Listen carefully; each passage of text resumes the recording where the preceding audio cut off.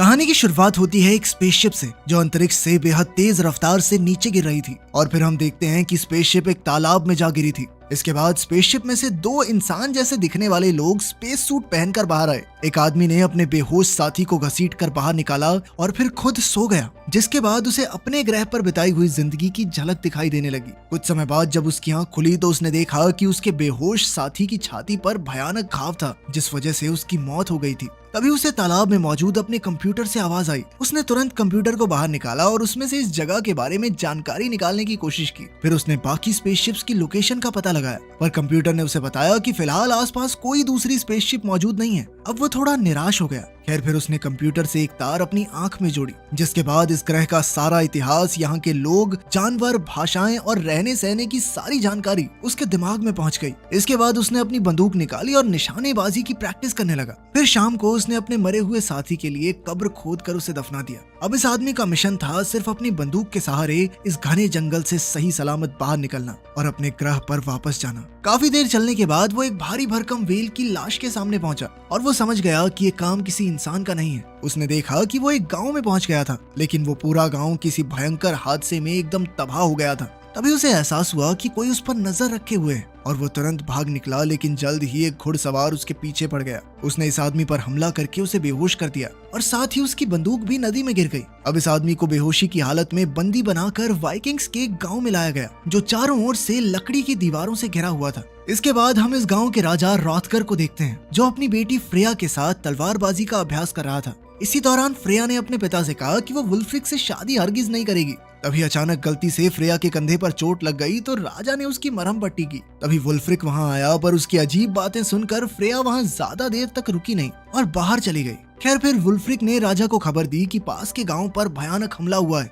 पूरा गांव खून से सना हुआ है, लेकिन वहां उन्हें एक भी लाश नहीं मिली। इसके बाद उन्होंने एक आदमी को पकड़ा, मगर वो इस इलाके का नहीं लगता। तब हम देखते हैं कि उस आदमी को पूरे गांव के सामने बंदी बनाकर खड़ा कर दिया गया और सब हंसकर तमाशा देख रहे थे। खैर, फिर वुल्फ्रिक उस आदमी को पूछताछ के लिए कमरे में घसीट लाया। वुल्फ्रिक ने उसका नाम पूछा तो उस आदमी ने कहा कि उसका नाम कीनन है। कीनन ने उसे झूठ कह दिया कि वो उत्तर दिशा के इलाके से यहाँ पर ड्रैगन्स का शिकार करने आया है, लेकिन किसी ने उसकी बात पर यकीन नहीं किया, क्योंकि उन्हें लगता था कि साथ के गांव की तबाही के पीछे कीनन का हाथ है। अब कीनन ने वहां से भागने की कोशिश की, मगर वाइकिंग्स बहुत ताकतवर थे।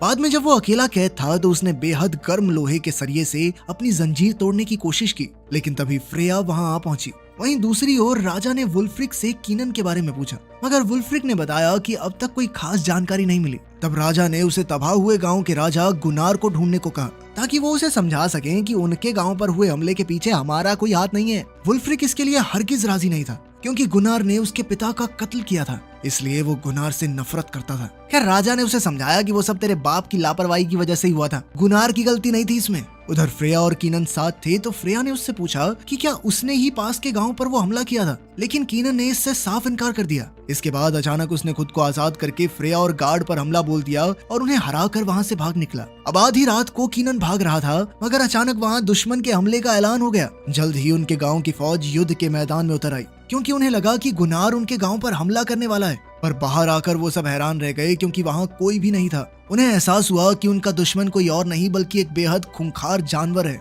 जिसने पहले ही गांव में घुसकर लोगों को मारना शुरू कर दिया था। अब कीनन भी इस जानवर के पीछे दौड़ा। उसने जानवर के सामने जाके उसे मूरवेन कहकर पुकारा और तब ये खुलासा होता है कि वो इसी ड्रैगन का शिकार करने आया था। अब कीनन उस पर हमला करने ही वाला था कि तभी ऐन वक्त पर फौजियों ने उसे फिर से पकड़कर एक पत्थर से बांध दिया। तब उसे अपने ग्रह की फिर से याद आई, जब मूरवेन्स की फौज ने उनके ग्रह पर हमला कर दिया था और कीनन अपने लोगों को बचा नहीं पाया। खैर, फिर अगले दिन हम देखते हैं कि एक छोटे से गरीब बच्चे ने कीनन को अपनी ब्रेड का छोटा सा हिस्सा दिया। वहीं दूसरी ओर गांव वाले ये पता लगाने की कोशिश कर रहे थे कि कल रात किस भयानक जानवर ने उन पर हमला किया था। फिर वो कीनन को राजा के सामने लाए तो राजा ने कीनन से इस ड्रैगन के बारे में पूछा। तब कीनन ने उन्हें बताया कि इस ड्रैगन का नाम मोरवेन है और इसने कीनन के ग्रह के लोगों पर भी हमला किया था। मोरवेन अक्सर अपने शिकार को रोशनी से आकर्षित करते हैं और फिर उसे बुरी तरह मार डालते हैं। असलियत तो ये थी कि मोरवेन के पास गायब होने की ताकत है और वो कीनन की स्पेसशिप में ही छुपकर यहाँ पहुंचा था और तब से ही वो चारों ओर तबाही मचा रहा है। ये सुनकर गांव वाले तो कीनन को फांसी देने को तैयार हो गए,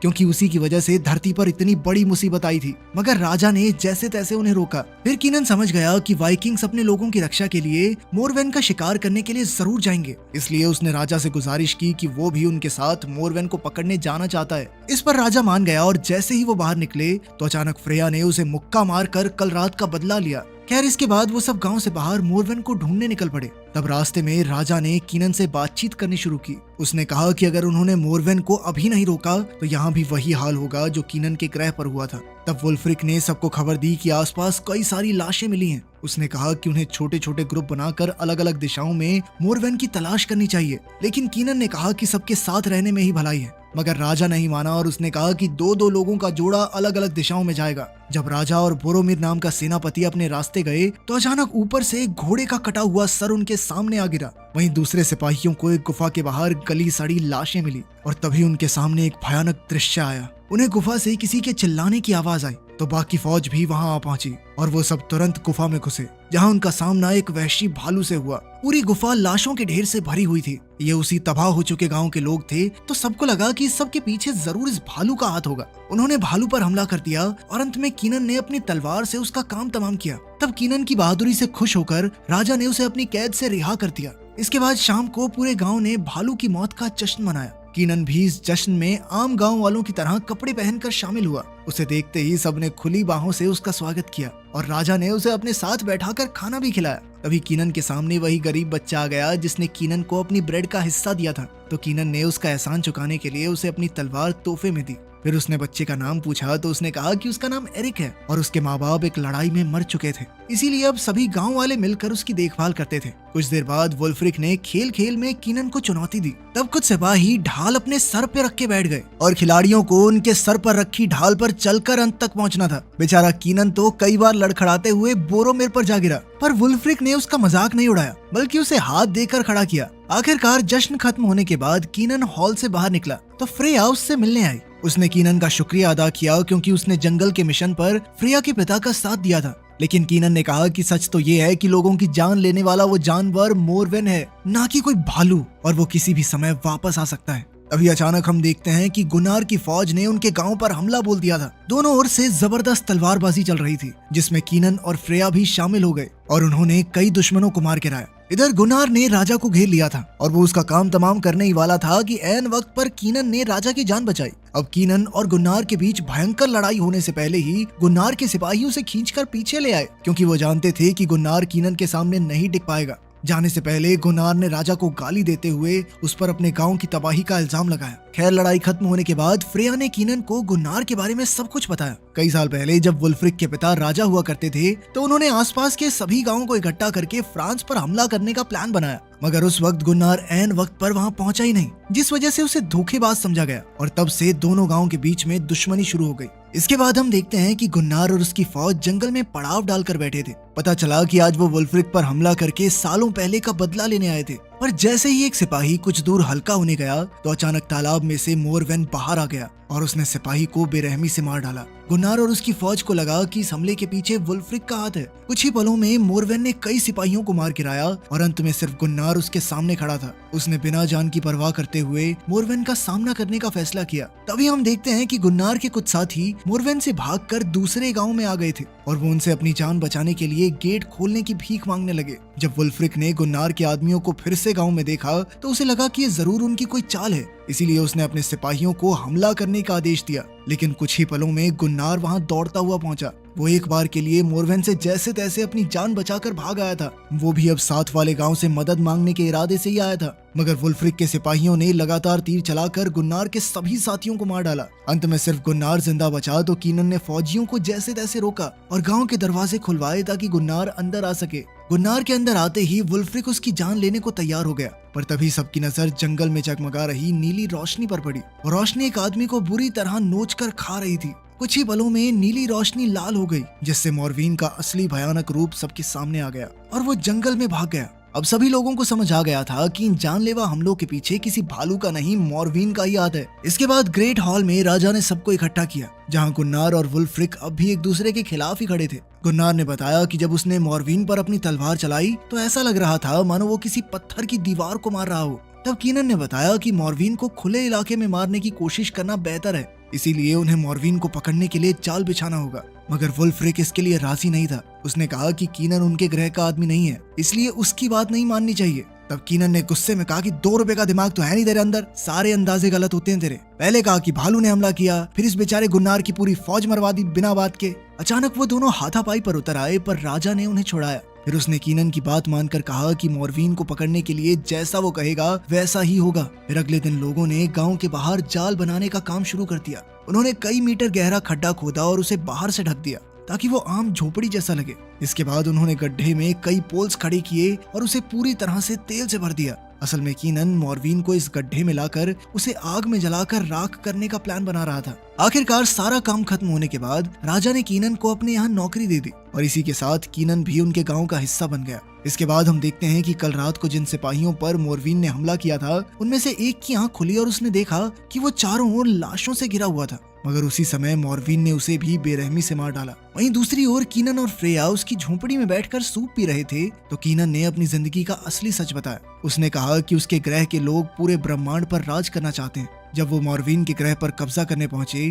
तो उन्होंने जबरदस्त बॉम्ब धमाके करके उनकी सारी प्रजाति को खत्म कर दिया। फिर उन्होंने बचे खुचे मॉर्विन्स का शिकार किया। इस फौज में कीनन भी शामिल था और इस खतरनाक मिशन पर जाने के बदले उसके परिवार को रहने की अच्छी जगह दी जानी थी। आखिरकार मॉर्विन के ग्रह पर कब्जा करने के बाद कीनन को अब अगले मिशन पर जाना था। तब उसे पता चला कि एक मॉर्विन जिंदा बच गया था। वो कीनन की स्पेसशिप की वेंट में जा छुपा और यही वो मॉर्विन था जो कीनन के साथ धरती पर आ गया और अब वो यहाँ लोगों को बुरी तरह मार रहा है। कीनन को लगता था कि इस सब का जिम्मेदार वो खुद है, पर फ्रेया ने उसे समझाया कि इसमें उसकी कोई गलती नहीं। फिर उसने कीनन को अपनी खानदानी तलवार दी ताकि वो इससे मॉर्विन का खात्मा करके धरती के लोगों की रक्षा कर सके। आज रात वो लोग गुन्नार की मदद के साथ मॉर्विन के जाल में फंसने वाले थे।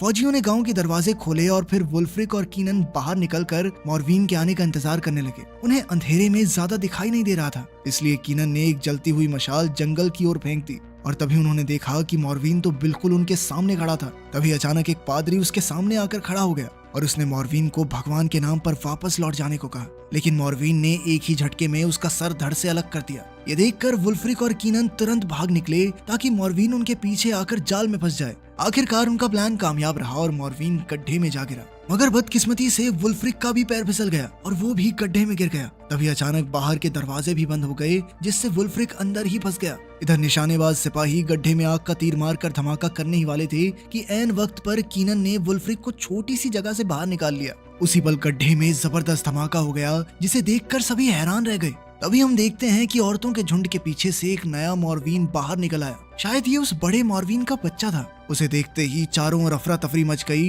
मगर फ्रेया ने खुद उसका सामना करने का फैसला किया। जल्द ही उसके पिता उसकी मदद करने के लिए आए, मगर मॉर्विन ने एक ही झटके में उन्हें पछाड़ दिया। तभी अचानक गड्ढे वाला मॉर्विन भी जलते हुए बाहर कूद पड़ा और उसने बेहद गुस्से में आम लोगों पर हमला बोल दिया। वुल्फ्रिक और कीनन ने मिलकर उसका मुकाबला करने की कोशिश की, मगर वो दोनों भी उसके सामने टिक नहीं पाए। तब गुन्नार उनकी मदद के लिए आया, लेकिन मॉर्विन ने अपनी पूंछ के एक ही वार से उसका सर धड़ से अलग कर दिया और फिर से जंगल की ओर भाग गया। उसी वक्त एरिक ने कीनन को खबर दी कि एक और मॉर्विन भी है जिसका सामना फ्रेया अकेले कर रही है। कीनन तुरंत उसकी मदद के लिए दौड़ा, पर वहां पहुंचकर उसने देखा कि फ्रेया अपने पिता की लाश गोद में लेकर रो रही थी। तब कीनन ने उसे हौसला दिया। फिर अगले दिन हम देखते हैं कि सभी गांव वाले मॉर्विन के डर से गांव छोड़कर जा रहे थे। एरिक ने कीनन से कहा कि वो उसके साथ गांव में ही रुकना चाहता है, पर कीनन ने उसे समझाया कि ये इलाका अब सुरक्षित नहीं है, इसलिए उसे बाकी गांव वालों के साथ कश्ती में बैठकर चले जाना चाहिए। उसने एरिक से वादा किया कि वो फिर से जरूर मिलेंगे। फिर कीनन वुल्फ्रिक के पास गया।